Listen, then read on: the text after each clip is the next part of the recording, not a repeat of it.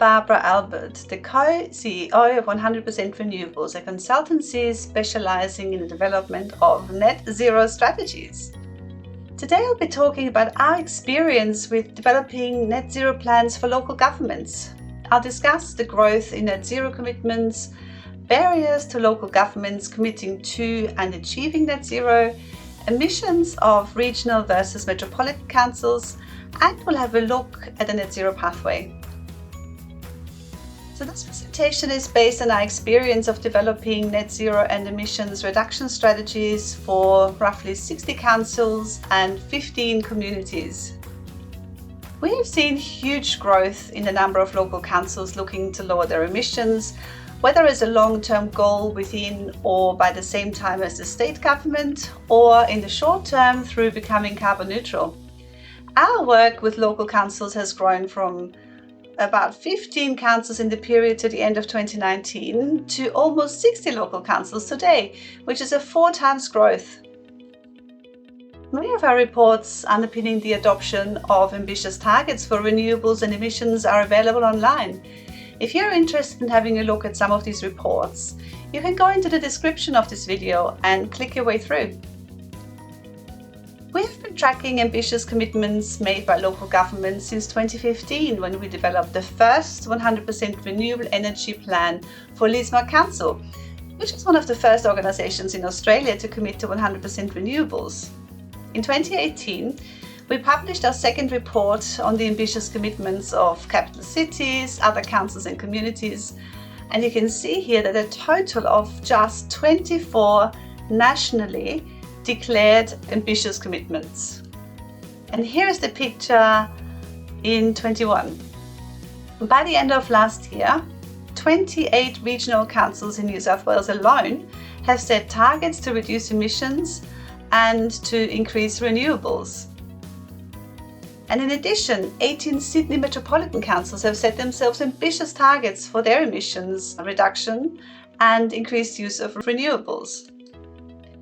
This is the kind of growth in net zero commitments we have seen across all Australian states and territories. So the ACT has always been leading, and by the sheer number, New South Wales leads in terms of commitments, followed by Victoria and Queensland and Western Australia. It's almost like a race to net zero. And we are slowly approaching the number of commitments in 2021. It's really great to see, and I hope that in 2022 we'll see even more commitments to net zero and 100% renewables. So you've just seen the growth of commitments across local governments. Let's have a look at the differences between regional and metro councils, because the emissions and the implementation is not evenly spread across the councils. So in terms of emissions, local councils in New South Wales, so that's what we analysed here, make direct and indirect contributions to the state's greenhouse gas emissions. We've developed estimates for New South Wales based on the data we have, and found that local governments emit about 2.5% of all New South Wales emissions. But the interesting fact is that regional councils emit a disproportionately high percentage of council greenhouse gas emissions. Overall, we estimate that regional councils account for 75% of council emissions and metro councils for 25%. There are 3 primary reasons for this, as you can see here. Firstly, many regional councils operate landfills and are responsible for accounting and managing the associated emissions. Secondly, many regional councils operate water and wastewater services, which are energy intensive to operate and lead to direct nitrous oxide and methane emissions from treatment processes. Also, regional councils cover large land areas with significant road networks that are usually managed by the local council. This leads to large fuel emissions for heavy trucks and road plant, but also through longer distances travelled in pool and leaseback vehicles by staff. While most of the emissions occur outside Greater Sydney, a much higher percentage of Sydney Metro councils are committed to significant emissions reduction compared with other councils. So 55% of Sydney Metro councils have committed to ambitious targets, while only 30% of regional councils have committed to an ambitious target.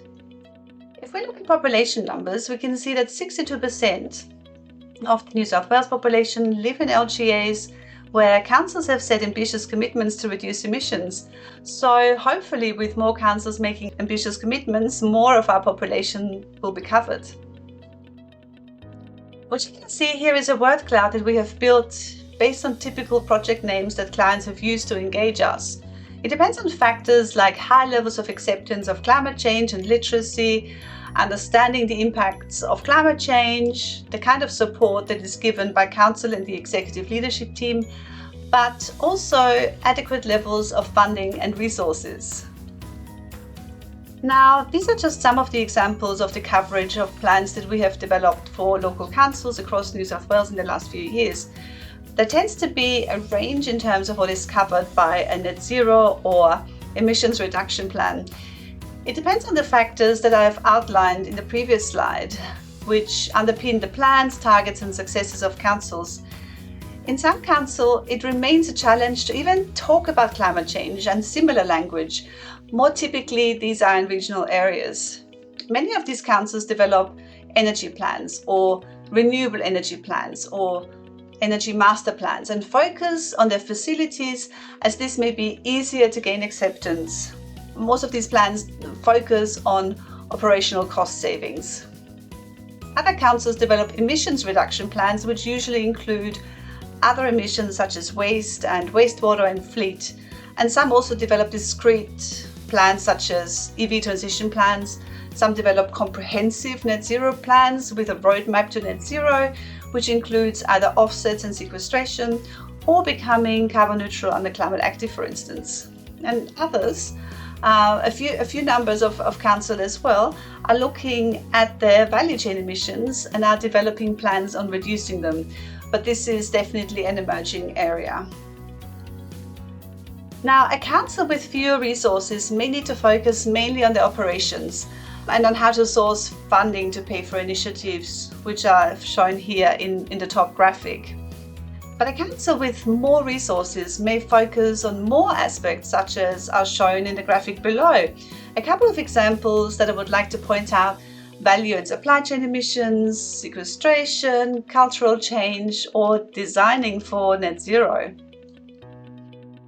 So in 2021, we assessed the plans, resources and achievements of 47 councils for the New South Wales government, based on our experience working across local councils throughout New South Wales.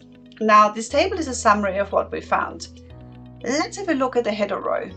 Councils with low resources typically means there is no dedicated staff working on energy, renewables or climate action, and the task is typically taken on by people in operational roles, which means that people are wearing multiple hats. Councils with high resources typically equates to at least 2 people working on climate action, net zero, or sustainability for the council operations. And often this includes 1 or even more FTEs working on helping their communities reduce emissions. What you can see here is that resources tend to be higher in metro and large coastal councils. Small regional councils are less well resourced. This means that implementation varies and that the level of success is higher in councils that are more well resourced. You can see the level of success and achievement in emissions reduction in the last row. Now, the New South Wales government last year in 2021 surveyed numerous councils as part of the Sustainable Councils and Communities program, which found that the major barriers to action are lack of money and resources among regional councils, which accords with our observations which are outlined previously. The 5 barriers you can see here are likely to be applicable to all councils to some extent, but in many regional councils in particular, these barriers are more acute and a greater barrier to progress.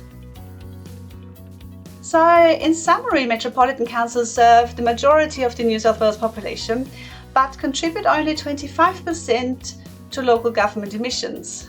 They have the most ambitious targets. better funding and more resources to act on climate. And this is the reason they've had greater success in achieving emissions reduction.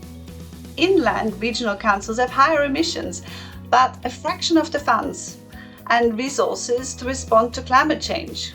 There is also a lesser call for urgent action on climate. Large coastal councils are actively engaged in climate action and tend to be better resourced as opposed to smaller councils, which tend to require greater support from the state government. Everyone is at different stages in their net zero journey. Overall, we found that the rate of increase in action to reduce emissions by New South Wales local councils has grown dramatically across the board. While better resourced and funded metro and large coastal councils have perhaps achieved more, smaller and less well-resourced councils are also acting to reduce their emissions, especially with the help of state government program support. What you can see here is an example pathway to net zero emissions. As I mentioned previously, some councils are primarily focused on energy-related emissions to reduce the carbon footprint. But increasingly, value chain emissions are included as well. Some even go carbon neutral right away via the purchase of carbon offsets, which you can see here. So if you have a look at this graphic, they measure the carbon footprint and then go carbon neutral right away by purchasing carbon offsets. Now, if they're working towards a net zero pathway as well, then carbon offset purchases diminish as the council implements net zero initiatives. Also, in addition to offsets, I should mention that there is now more focus on insetting as well. So insetting in terms of councils looking towards their own value chains and supply chains to reduce emissions there, so close to their operations, or even looking at sequestration. So especially regional councils are large landholders and have an opportunity to sequester carbon in their land, so that's also something that councils are looking at. Now, I hope that this presentation has given you a great overview of what councils are up to in terms of net zero implementation. I wanted to thank you for watching this video. I've come to the end of my presentation. I hope you've enjoyed today's video. Please like the video and subscribe to our channel. Thanks for watching.